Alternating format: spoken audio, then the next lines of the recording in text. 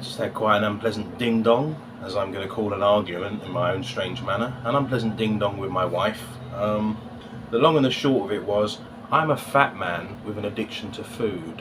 The two are related, the being fat and the addiction to food.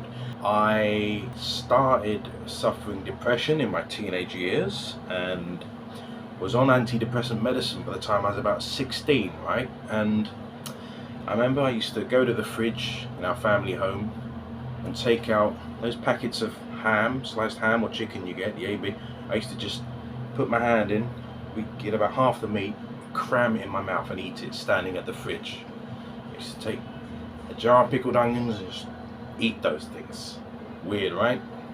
Weird. I used to, when I came to Thailand, I used to go in McDonald's, eat a meal, wait 20 minutes, go in KFC, eat another meal. I do not have a healthy relationship with food. I eat for comfort. I'm an addict.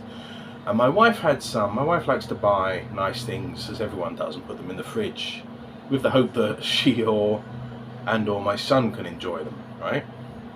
My son's not been well, so she probably wanted to treat him. There was a little bit of chocolate cake in the fridge earlier on discount that she had bought. And indeed last night there was some Ferrero Rocher in the fridge. And what did I do last night? I ate the Ferrero Rocher, about 10 of those little beauties. And today I ate the chocolate cake. And my wife quite rightly grumbled. Oh, you've eaten the chocolate cake, I was going to give that to Nathan. And I said, look, I've said this before, I'm a fat, weak, greedy man with a food addiction. I will eat nice food if it's in the fridge. I'm sorry, it's a weakness, right? But I've tried to explain to my wife, if you were married to an alcoholic, you wouldn't leave bottles of beer, vodka, whiskey, whatever lying around the house, would you? If you were married to a gambling addict, you wouldn't leave betting slips lying around and horse racing tips and a telephone and a website for your partner to log into and gamble or whatever, right? You wouldn't do it. It'd be cruel. Now eating is something we have to do, isn't it? Right? Can't get away from it. Can't go cold turkey from the eating.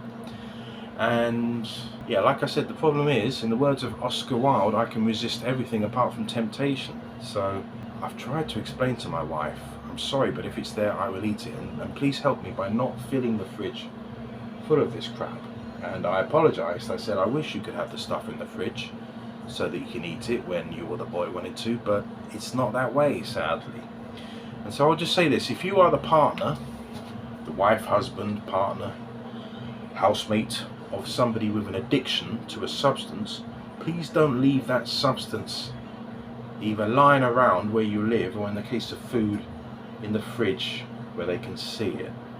I've begged my wife, please buy another fridge, put a damn padlock on it. I don't want to be weak and greedy, but as I think I said at the start of this video, I have a long history of depression and mental illness. I don't have a lot going for me in my life. I'm unemployed. I don't have any friends. I don't have much going on. Food is something I have going on when I see it. I beg my wife, please don't put this stuff in the fridge, right? I'm sorry, but I will eat it. If you have a partner with a weakness, please help them by understanding and not leaving substance X lying around.